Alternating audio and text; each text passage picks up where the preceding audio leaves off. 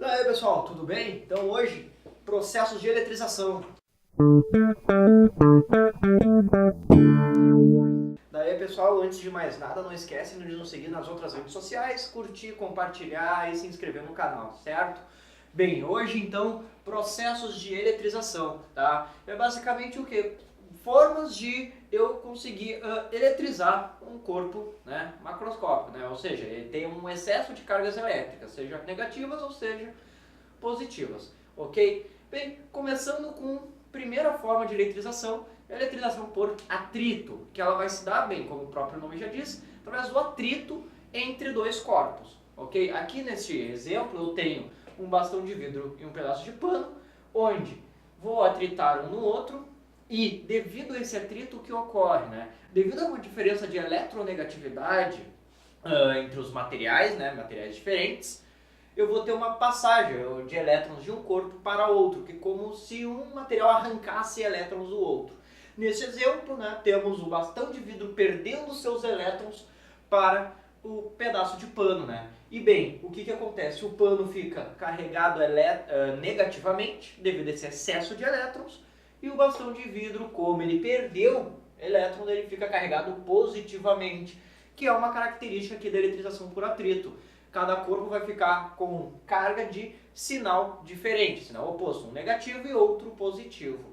E lembrando também que a carga líquida ou a carga total, ela não vai se alterar. Tá?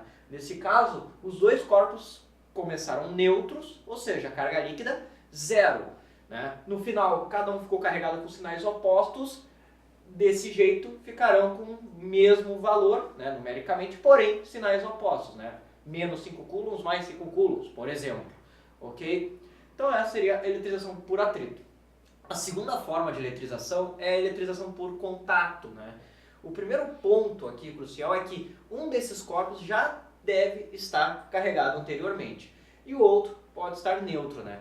O que ocorre? Vai haver um contato entre esses dois corpos e, bem, eu vou ter uma certa carga líquida e essa carga líquida irá se distribuir entre esses corpos e após a separação eu terei dois corpos carregados com cargas de mesmo sinal. Então, lembrando aqui, eu tenho que ter um dos corpos já carregado, certo?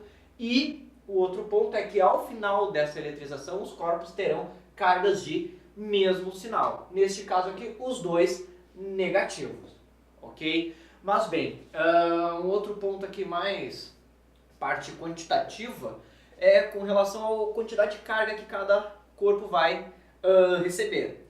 Bem, a maioria dos vestibulares usa muito a ideia de trabalhar com corpos iguais, corpos idênticos.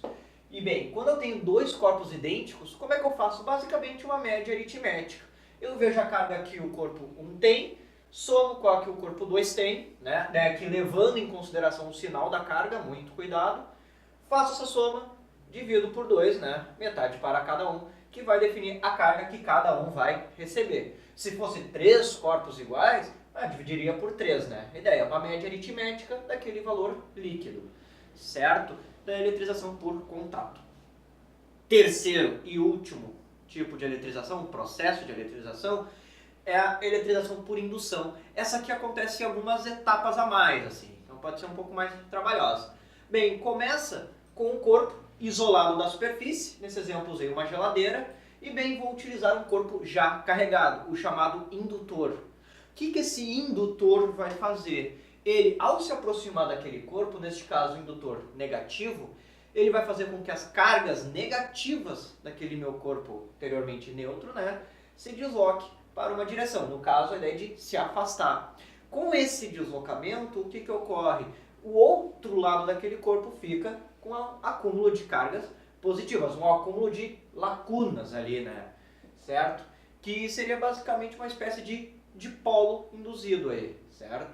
Pois bem, após isso é feita uma ligação entre o corpo e a superfície da Terra, o que a gente chama de um aterramento, certo? E o que isso vai provocar? Bem, como esses elétrons estão com a tendência a querer se afastar do indutor, esses elétrons irão ser dispersados pela superfície, né? Bem, ao final disso eu corto esse fio, né? Eu tiro ele, corto com essa ligação e eu afasto o meu indutor. E bem, o que eu vou ter no final? Como aquela geladeira ficou com aquela falta de elétrons, ela acaba ficando positivamente carregada, né? Que aí eu termino o processo de indução, né? De eletrização por indução. E bem, importante salientar aqui o seguinte, que o corpo vai ficar sempre com a carga oposta ao indutor. Neste caso, o indutor sendo negativo, o corpo vai ficar carregado com carga positiva. Certo, pessoal?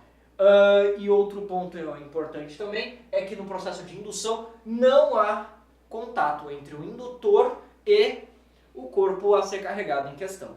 Certo, pessoal? Bem, eu espero que a aula tenha ajudado vocês. Não esqueça de nos seguir nas outras redes sociais, curtir, divulgar e se inscrever no canal. E bem, até mais!